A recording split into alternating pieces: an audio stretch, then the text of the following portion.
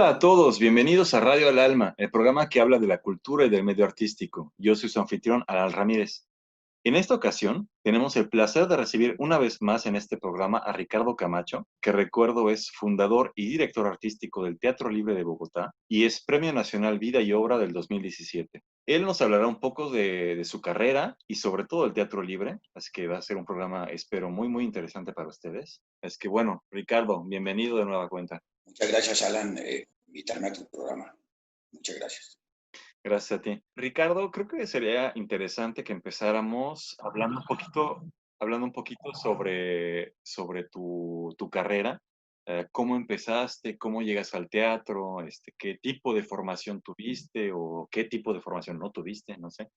¿Qué nos puedes decir un poco sobre eso? Bueno, yo comencé como mucha gente en el colegio, ¿no? Yo estudié en el Liceo Francés de Bogotá y los profesores franceses del colegio tenían un grupo de teatro, de ellos, sin los estudiantes. Y ahí yo creo que vi las primeras obras y a mí me impactó muchísimo eso. Y me empezó a interesar y finalmente cuando estaba en el último año de bachillerato decidí de una manera, pues como decidí un joven de 17 años, proponerles a mis compañeros montar una obra de teatro que yo dirigiría. Eso era un ciego guiando a otros ciegos. Bueno, hicimos una obra de lo que se llamaba La Tinaja y la presentamos en el colegio ahí con alguna asesoría de los profesores. Yo después entré a estudiar filosofía y letras en la Universidad de los Andes de Bogotá. Hay que decir que aquí no había posibilidades de estudiar teatro. Había en Bogotá una Escuela Nacional de Arte Dramático, pero esa era una academia totalmente informal que no tenía ninguna dignidad universitaria, no daba títulos, eso no tenía ninguna organización. A mí no me interesaba eso. Y yo asociaba esa academia con el viejo teatro español. Entonces yo empecé a estudiar filosofía y letras en la universidad y formamos un grupo de teatro universitario. Y empezamos pues a hacer las obras que se hacen en el teatro universitario y nos cogió el torbellino de ese movimiento estudiantil que comenzara a finales de la década del 60 y comienzos de la década del 70, un movimiento mundial, ¿no? Que probablemente comenzó en los campus californianos en que los estudiantes protestaban contra el reclutamiento para ir a la guerra de Vietnam. Entonces ahí se formó ese teatro guerrilla y bueno, y este movimiento empezó a extenderse y bueno, la gente lo que más recuerda, probablemente los que recuerdan, es el mayo 68 de Francia, ¿no? Entonces esto fue por todas partes en el mundo y en Colombia eso no fue la excepción, ¿no? Entonces nosotros nos vimos inmersos en este movimiento, el teatro universitario, y participamos activamente con nuestras obras y con sketches que hacíamos y como activistas también. Cuando salimos de la universidad, ya estábamos seguros, varios de nosotros, que lo que queríamos era seguir haciendo teatro y entonces fundamos el Teatro Libre en el 1973. Las referencias que nosotros teníamos para hacer un grupo eran pues los grupos que uno sabía legendarios, ¿no? Que conocía de oídas y por lecturas, ¿no? El Teatro Arte de Moscú, el Berlin Ensemble, el Teatro Laboratorio de Grotowski, etcétera, etcétera, ¿no? Entonces dijimos, bueno, vamos a hacer un grupo y inspirado en estos grandes grupos, ¿no? Un grupo pequeño, chiquito aquí de nosotros, pero esa es la inspiración, eso es. Y en ese momento en Colombia el teatro se hacía básicamente a partir de grupos. Si no había teatro, digamos, lo que se puede llamar freelance, sino prácticamente todo era a través de grupos, ¿no?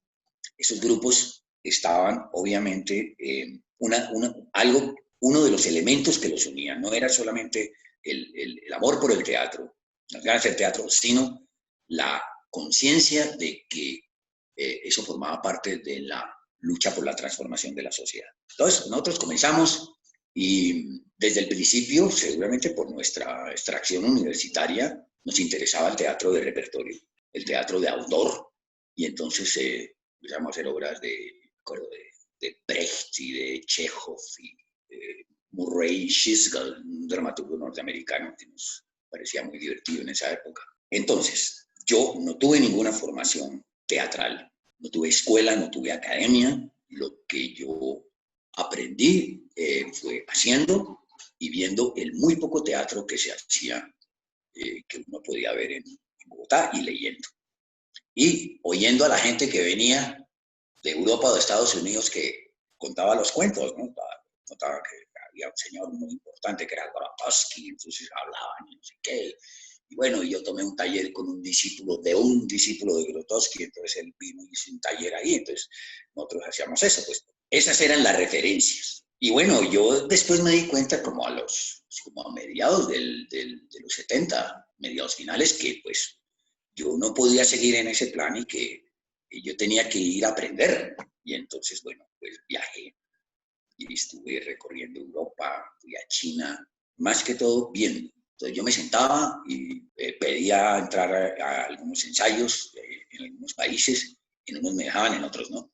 Y yo veía allá en la oscuridad de la sala en la parte más alejada del salón de ensayo, yo veía ahí. Bueno, y eso fue inicialmente lo que pues me ayudó a mí, digamos, a reunir unos elementos de técnica. Y bueno, y además de eso yo leía mucho y bueno, al regreso del país empezamos a invitar gente que yo había conocido allá y entonces vinieron maestros internacionales de Estados Unidos, de Inglaterra, eh, principalmente. Y bueno, ahí va aprendiendo uno, haciendo, aprendiendo. Mucho después conseguí una beca para irme para Inglaterra y me hice ahí sí un estudio, digamos, ya mucho más formal en algo que murió que se llamaba British Theatre Association y ahí hice un curso de dirección ya, un año estudié ahí, muy bueno. Pero yo ya llevaba, yo no sé, 15 años haciendo teatro, algo así. Y bueno, después, como profesor de historia y teoría del teatro en la universidad, me obligaron a hacer una maestría, pues porque eso es un requisito de las universidades, ¿no? Uno tiene que tener maestría, ¿no? Y entonces me mandaron a Inglaterra otra vez, a la Universidad de Montfort, a hacer una maestría en estudios teatrales. Entonces, pero mi formación básica es haciendo. En las tablas, pues eso ha sido, ¿no? El teatro libre ya lleva pues desde 1973 activo, no hemos parado nunca, por supuesto que de los fundadores no quedamos sino 3, 4, me parece, y pues ha habido varias generaciones ya, ¿no? Ahorita estamos yo diría como en la cuarta generación, que ya es gente que ha egresado de escuelas, que ya tiene una formación académica y ya no vienen del teatro universitario, ya no son actores ya son actores profesionales, digamos, aunque sean muy jóvenes. Y bueno, ahí entonces alternamos entre el teatro de repertorio y los nuevos autores colombianos, básicamente autores que escriben para nosotros. Y bueno, yo creo que la mayoría de obras, yo no tengo esa estadística clara, pero la mayoría de obras que nosotros hemos hecho son de jóvenes autores o de autores colombianos, porque bueno, también hicimos García Márquez, que no era tan joven en ese momento, pero básicamente de autores colombianos, más que de autores internacionales, aunque hemos hecho pues Shakespeare, los griegos, Dostoyevsky, etcétera. Eso, a grandes rasgos, es lo que yo puedo decir de lo que he hecho. Pues está muy bien, es una buena historia. Dime, de todo lo que me dices, entiendo que el teatro, bueno, veo de dónde viene el teatro libre, por qué lo formaron y el tipo de autores que han estado pues poniendo en escena, ¿no? Por todo esto, ¿cómo podrías definir el trabajo del teatro libre? ¿Es que es un grupo que es subversivo, revolucionario, clásico, innovador? Pues mira, como decía, en los comienzos del teatro libre, pues nosotros estábamos firmemente convencidos de que el teatro tenía que coadyuvar a la lucha por la revolución, por la transformación revolucionaria de la sociedad. El mundo ha cambiado completamente. Se cayó el muro, se cayó la Unión Soviética, China se volvió un país capitalista. En fin, eso, el mundo cambió y uno no se puede quedar pues anclado en el pasado porque eso es una tontería. Entonces, ¿qué nos queda a nosotros? Yo lo diría muy sencillamente, el buen teatro. Eso es lo que nos queda. Eso, de Dostoyevsky, García Márquez, Esquilo, Piedad Bonet, que es una dramaturga con la que hemos trabajado muchísimo. Eso es un teatro que, digamos, que enriquezca la vida interior del espectador, que le ayude también a desechar tanta telaraña que le han metido los medios masivos de comunicación y las ideologías dominantes, que le haga posar una mirada nueva sobre el mundo y que lo divierta enormemente, ¿no? Eso es lo que nosotros hacemos, ¿no? Entonces, oscilamos de teatro clásico a teatro contemporáneo, a cosas muy audaces que hacemos, ¿no? De experimentos ahí. Yo no podría definir más lo que hacemos sino en esos términos. Perfecto. Me parece muy bien como respuesta, así que no le busques más. ¿Me podrías comentar un poquito sobre, por ejemplo, los últimos proyectos que ha estado haciendo el Teatro Libre, o los futuros proyectos? Quizás lo comentábamos en otra entrevista contigo, que tienen algunos proyectos en la nevera para el 2021 o igual para 2022. ¿Podrías hablarnos un poquito de los proyectos que tienen pensado? En este momento, el Teatro Libre tiene como 8 obras en el repertorio, están ahí. Pero con toda esta situación, pues, esto pues, nos obliga a repensar, nos obliga yo no diría a reinventarnos, que es una palabra que está muy de moda y que me parece un poco ambigua, pero sí nos tiene que hacer pensar mucho en que no va a ser lo mismo, en que no es que esto pasó la pandemia y seguimos como si nada, con las 8 horas de repertorio y lo que venía. No, eso no puede ser. Tampoco quiere decir que nos vamos a dedicar a hacer obras sobre la pandemia.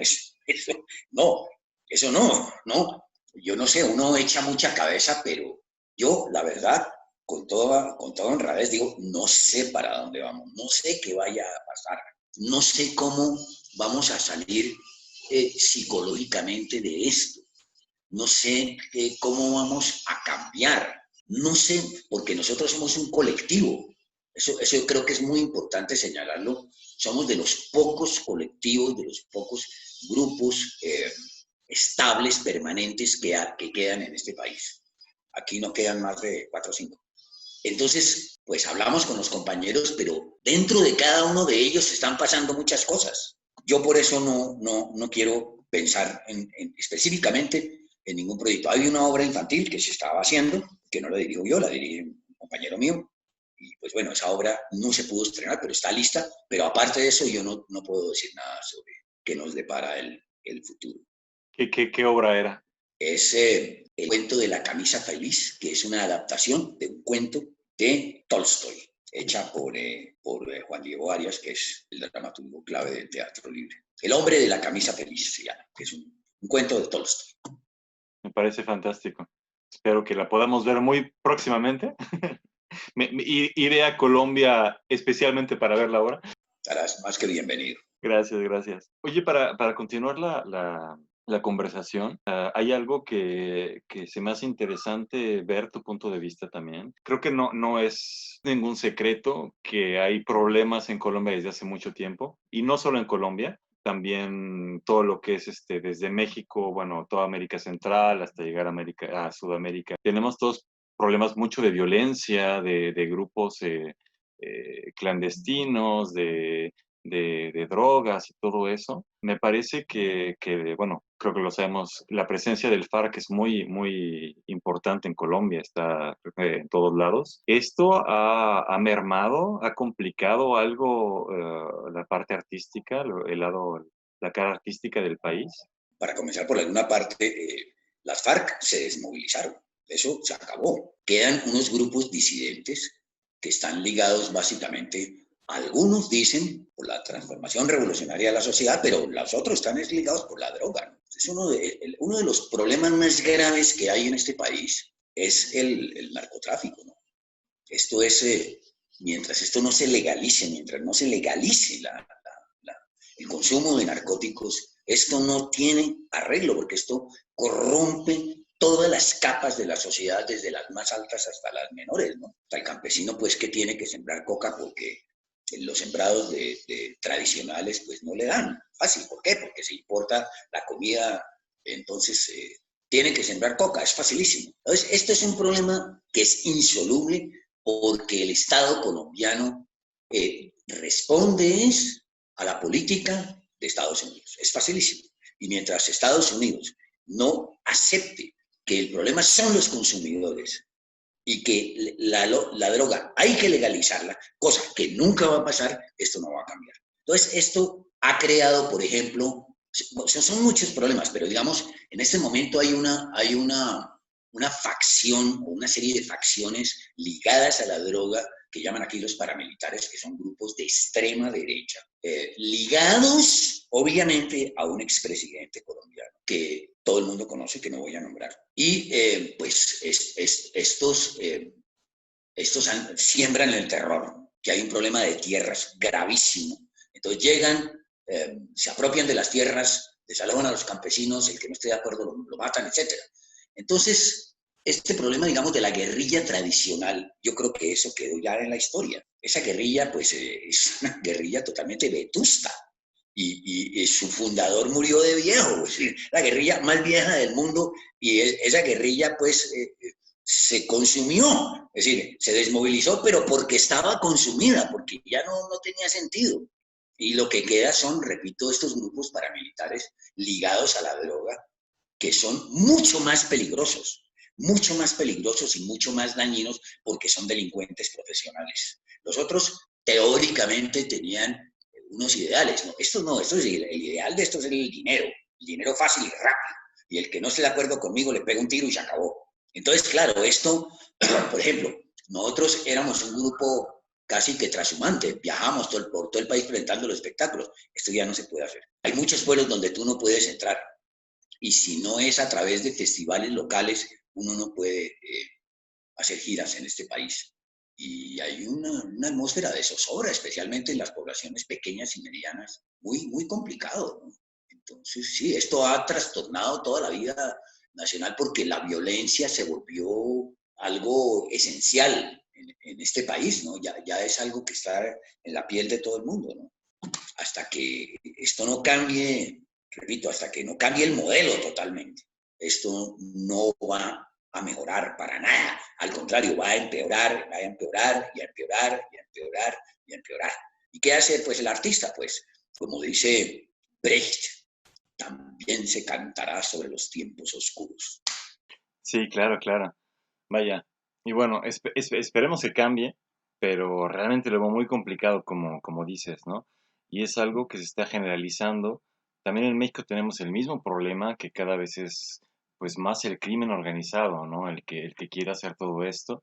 Igual todo lo que es el campo, pues se dedica a plantar droga y no es necesariamente que seamos países de consumidores. Realmente los consumidores, bueno, claramente vienen más del norte, ¿no? Prácticamente Estados Unidos y Europa también, pues son los consumidores, ¿no? De todo esto y bueno, ellos consumen y no les importa lo que esté pasando en nuestros países, en interno.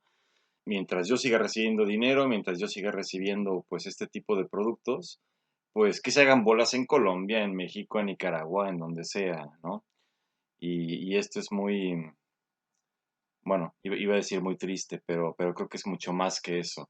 Y es muy complicado, exactamente, como dices, ¿no? Que cambie la situación. Así que, pues esperemos que, bueno, yo quiero ser positivo y decir que algún día cambiará, pero realmente, objetivamente, bueno, se me hace muy complicado, ¿no? Pero bueno, ya veremos. Ricardo, desgraciadamente, llegamos al final del programa. Te agradezco muchísimo de nueva cuenta el haber estado aquí con nosotros. Espero que en un futuro podamos hablar de otros proyectos del teatro libre, ya cuando se pueda abrir, cuando se retome un cierto ritmo, vaya, entre comillas, normal, y que podamos pues hablar un poco más en particular de las obras, que veamos, no sé, quizás algunas imágenes o algo, ¿no? De lo que están haciendo. Así es que, bueno, te agradezco muchísimo otra vez. Y una vez más, a todos los que nos escuchan, pues quiero invitarlos a seguir en las redes y en todos los medios posibles que tengan a su alcance, todo lo que hace el Teatro Libre, que lo apoyen, claro. Es un teatro que lleva años, como bien lo decía Ricardo, pues intentando hacer algo por la comunidad, algo interesante culturalmente y artísticamente para todos. Entonces, pues síganlos y apóyenlos. Y ya para finalizar, igual les agradezco haber escuchado este programa y los invito como siempre a suscribirse a nuestro canal, a esta Radio al Alma, para poder seguir proponiéndoles programas interesantes con mucha gente de alrededor del mundo. Así que bueno, les agradezco muchísimo y hasta la próxima. Muchas gracias, Alan, nuevamente a ti.